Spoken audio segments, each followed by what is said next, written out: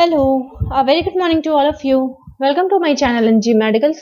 तो इससे पहले वाले वीडियो में हमने ऑलरेडी ऑलमोस्ट सारे डाइजेस्टिव ऑर्गन्स डिस्कस कर लिए थे, anatomy of the digestive organs. अब हमारे पास है हमारा लीवर। तो today in this video we are going to start the structure of और एनाटॉमी ऑफ द लीवर। तो लीवर जो है उसको हम हिपैटिक भी बोलते हैं। ओके, तो हिपैटिक एक ग्रीक वर्ड है, या हिपर एक ग्रीक वर्ड है जिसका मीनिंग निकलता है लीवर। ठीक है, तो हम सब जानते हैं कि लीवर एक बहुत ही इंपॉर्टेंट और बहुत ही कह सकते हैं यूजफुल ग्लैंड होती है। और ये भी हम कह सकते हैं कि बॉडी की सबसे बड़ी ग्लैंड जो होती है वो हमारी लीवर होती है।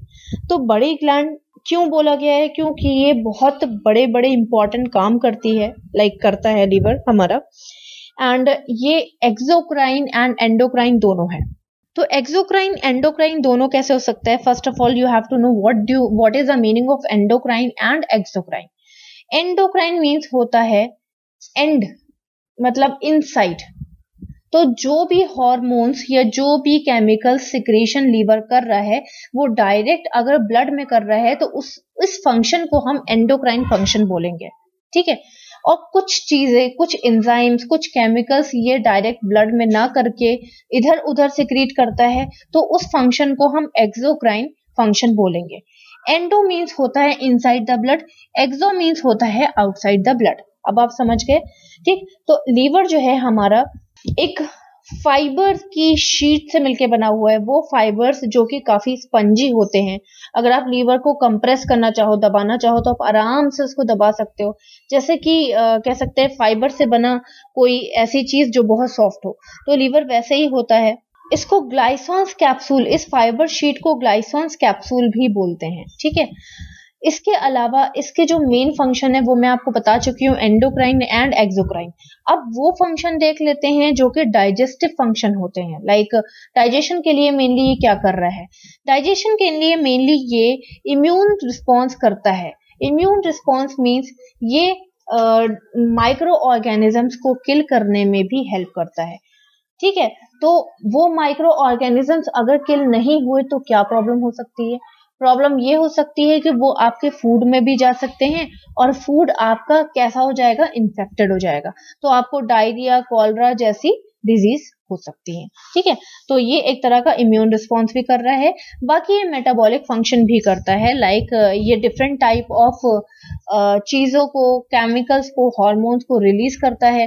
कार्बोहाइड्रेट्स, प्रोटीन्स, फैट वगैरह का ये मेटाबॉलिज्म करता है ना, मिक्सिंग करता है, और उसमें से जो भी यूजफुल चीजें होती हैं उनको बॉडी में यूटिलाइज कराने में हेल्प करता है। फंक्शंस भी हम लास्ट वाली स्लाइड में डिटेल में एक बार पढ़ लेंगे। फिर नेक्स्ट देख लेते हैं, ये एक एसेसरी डाइजेस्टिव ऑर्गन का पार्ट है। तो मैंने आपको बताया था कि एसेसरी जो हमारा डाइजेस्टिव सिस्टम है वो दो पार्ट में डिवाइड है, एक एसेसरी ऑर्गन में और दूसरा मेन ऑर्गन्स में। एसेसरी ऑर्गन्स वो होते हैं जो कि डाइजेशन में हेल्प करते हैं। हेल्पफुल ऑर्गन होते हैं जो मेन ऑर्गन की हेल्प करते हैं। ठीक है, और मेन ऑर्गन्स वो होते हैं जो डायरेक्टली डाइजेशन में अपना इन्वॉल्वमेंट दिखाते हैं, और एसेसरी वो होते हैं कि वो मेन ऑर्गन की साइड बाय साइड हेल्प करते रहते हैं। ठीक है, तो लीवर हमारा एक एसेसरी ऑर्गन है। क्यों? क्योंकि ये बहुत सारे ऐसे एंजाइम्स निकाल रहा है जो कि फूड को ब्रेक डाउन करने में हेल्प कर रहे हैं। ठीक है, इसमें से एक मोस्ट इम्पॉर्टेंट कह सकते हैं कि केमिकल कौन सा है? हमारा बाइल। एंजाइम कौन सा है? बाइल। ठीक है, जिसका फुल नेम बिलिरुबिन लेवल है। बाइल क्या करता है? बाइल जो है वो बाइल जो है वो फूड को ब्रेक डाउन करने में हेल्प करता है। बाइल जाता कहाँ है? लीवर से गॉल ब्लैडर में जाता है। मैंने आपको पहले ही बता दिया, गॉल ब्लैडर में आपको पिछले वीडियो में एक्सप्लेन कर चुकी हूँ। लीवर से जाता है गॉल ब्लैडर में, और गॉल ब्लैडर अपने हिसाब से बाइल को स्मॉल इंटेस्टाइन में भेज देता है। स्मॉल इंटेस्टाइन के कौन से पार्ट में भेजता है? ड्यूडेनम पार्ट में भेज देता है। भेजने के बाद वो बाइल फूड में मिक्स होके फूड को और ब्रेक डाउन करने में हेल्प करता है। ठीक है, इस तरह से बाइल फंक्शन करता है। कंप्लीट फंक्शन आप फिजियोलॉजी वाले वीडियो में देख लेना। इसके अलावा कोलेस्ट्रॉल भी लीवर के थ्रू ही बनता है। तो कोलेस्ट्रॉल क्या करता है, एक तरह से बाइल को प्रोड्यूस करने में भी हेल्प करता है। चलिए अब देख लेते हैं हमारे लिवर का स्ट्रक्चर कैसा है। रेडिश ब्राउन कलर का होता है हमारा लिवर। अगर लिवर में कोई प्रॉब्लम आ जाती है, अल्सर्स आ जाते हैं, तो ये रेडिश ब्राउन कलर थोड़ा बहुत चेंज भी हो जाता है और इन्फेक्टेड एरिया को ये ब्राउनिश कर देता है। It is wedge shaped organ. Wedge मतलब होता है कि एक पीस ऑफ वुड, लकड़ी के टुकड़े की तरह ये थोड़ा सा लगता है, इसलिए इसे वेज शेप ऑर्गन भी बोलते हैं। 1.5 kg का नॉर्मल एडल्ट में लीवर होता है, जिसकी चौड़ाई 15 सेंटीमीटर होती है। तो मैंने आपको बताया था कि ये फाइबर्स से मिलके बना होता है, फाइबरस टिश्यूज से मिलके बना होता है। इसी वजह से ये थोड़ा सा रबी होता है जब आप इसे टच करोगे, है ना। थोड़ा सा ये रबी सा होगा, थोड़ा सा ये स्पंजी होगा जब आप इसे टच करोगे। इसके पास अपने कुछ लोब्स होते हैं। ये लोब्स लीवर के स्ट्रक्चर को कंप्लीट करते हैं। अगर हम इसे थोड़ा सा नीचे से देखेंगे तो ये हमें 4 पार्ट में दिखेगा, ठीक है। देखिए, अगर आप पीछे से देखोगे पोस्टीरियर पोर्शन से या थोड़ा सा बिलो पोर्शन से देखोगे तो आपको कंप्लीट 4 लोब दिखेंगे, जिसे हम लेफ्ट राइट लोब भी कहते हैं, काउडेट लोब कहते हैं एंड क्वाड्रेट लोब्स कहते हैं, ठीक है। ये 4 लोब पीछे का पोर्शन कंप्लीट करते हैं। यही अगर हम आगे से देखें तो आगे से ही सिर्फ ये 2 पार्ट में डिवाइड रहता है या दिखता है सिर्फ। एंटीरियरली अगर आप देखोगे तो ये राइट और लेफ्ट लोब में केवल आपको दिखेगा। देखो, ये है एंटीरियर पोर्शन, जिसमें मैं आपको भी दिखा देती हूँ एंटीरियर पोर्शन। सो एंटीरियर मीन्स आगे का पोर्शन होता है। तो अगर आगे से देखोगे, एंटीरियरली देखोगे, तो एक पोर्शन आपको ये दिखेगा और दूसरा पोर्शन आपको ये दिखेगा। मतलब राइट और लेफ्ट पोर्शन आपको इजीली दिख जाएगा। लेकिन वही आपको पोस्टीरियरली अगर आप देखोगे, पीछे से देखोगे या थोड़ा सा नीचे से देखोगे, तो ये आपको थोड़ा सा कॉम्प्लिकेटेड दिखेगा, ठीक है। वो इसलिए क्योंकि पीछे इसके कई चीजें सिचुएटेड होती हैं, जैसे कि आपका हो गया गॉल ब्लैडर हो गया, यहाँ पे इसके नीचे पैनक्रियाज भी होता है, ठीक है, स्टमक भी होता है इसी के पास, इसलिए पीछे से थोड़ा सा कॉम्प्लिकेटेड दिखता है। अगर इसकी मेम्ब्रेन्स की बात करें तो it is having 2 membranes, 2 doubled membranes आप कह सकते हो, जिसे हम पेरिटोनियम भी बोलते हैं, राइट, ठीक है। तो ये जो पेरिटोनियम मेम्ब्रेन होती है ये डबल्ड वॉल्ड होती है, दो वॉल्ड होती हैं इसमें। इसका मेन फंक्शन क्या है कि ये फ्रिक्शन से बचाती है। फ्रिक्शन मीन्स होता है दूसरे ऑर्गन से रगड़ना, ठीक है, रब होना। अगर लीवर हमारा दूसरे ऑर्गन से टच तो है ही, अगर इसमें रबिंग होगी तो दूसरे ऑर्गन या लीवर में हमारे क्या हो जाएगा, रैशेस पड़ जाएंगे और लीवर के टिश्यूज में इंजरी हो सकती है, ठीक है। तो ये जो इसकी डबल वॉल्ड होती है मेम्ब्रेन, वो फ्रिक्शन से प्रिवेंट करती है। नेक्स्ट देख लेते हैं लीवर के फंक्शन। तो लीवर के मेन हमारे 6 फंक्शंस होते हैं, जो कि मोस्ट इंपॉर्टेंट होते हैं with the purpose of the digestion में सबसे ज्यादा हेल्प करने में बहुत बेनिफिशियल होते हैं। फर्स्ट है आपका मेटाबॉलिज्म। तो मेटाबॉलिज्म करता है हमारा liver, mainly carbohydrates, fats, protein, इन सब का मेटाबॉलिज्म करता है। पहले तो आपको पता होना चाहिए what do you mean by metabolism. Metabolism means कह सकते हैं कि ये एक तरह का प्रोसेस है जो कि फूड को कन्वर्ट करता है एनर्जी में। कैसे करता है ये कन्वर्ट एनर्जी में? तो ये मेटाबॉलिज्म ऐसे करता है कि ये कुछ केमिकल्स को रिलीज करता है, वो फूड को ब्रेक डाउन करते हैं। फिर हमारा फूड जब ब्रेक डाउन होता है तो वो हमारा कार्बोहाइड्रेट में चेंज होता है। कार्बोहाइड्रेट एक तरह की एनर्जी है, ठीक है, और ये एनर्जी ग्लूकोज की फॉर्म में हमको मिल जाती है। इस तरह से ये मेटाबॉलिज्म फूड का करता है, ठीक। उसी तरह से फैट को भी यूटिलाइज कराता है और प्रोटीन को भी जितना बॉडी को नीड होता है उतना यूटिलाइज कराता है। नेक्स्ट है सिक्रीटरी फंक्शन। क्या सिक्रीट करता है? मेनली बाइल सिक्रीट करता है। इसका पूरा नाम बिलिरुबिन होता है। बाइल सिक्रीट करके ये क्या करता है, ये गॉल ब्लैडर को देता है। गॉल ब्लैडर सीधा सीधा बाइल जितना भी जरूरत होती है, नीड होती है, ये ड्यूडेनम को देता है, जो कि स्मॉल इंटेस्टाइन का फर्स्ट पोर्शन है। मैंने पिछले वीडियो में आपको बताया था, ठीक है। तो बाइल क्या कर रहा है, एक तरह से फूड को फर्दर यानी और ज्यादा ब्रेक डाउन करने में हेल्प करा रहा है। एक्सक्रीटरी सिस्टम अगर आप देखें तो एक्सक्रीटरी फंक्शन भी करता है। तो एक्सक्रीशन मीन्स निकालना, ठीक है। तो ये बाइल को निकालता है, ये तो आपने पहली सिक्रेटरी में ही देख लिया, ठीक है।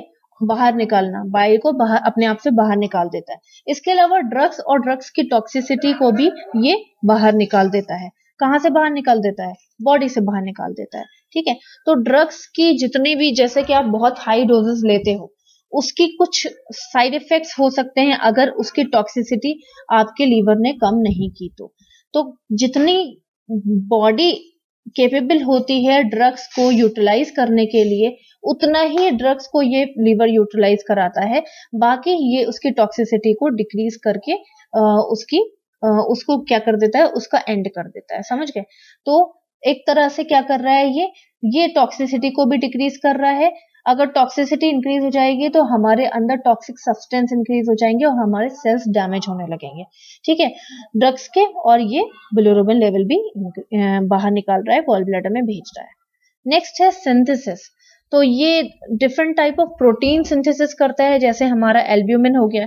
एल्ब्यूमिन एक तरह का प्रोटीन है जो कि हमारा लीवर सिक्रेट करता है, जिससे कि ब्लड के अंदर जितना फ्लूइड होता है वो फ्लूइड ब्लड के अंदर ही रहे और इधर उधर ऑर्गन में ना जा पाए।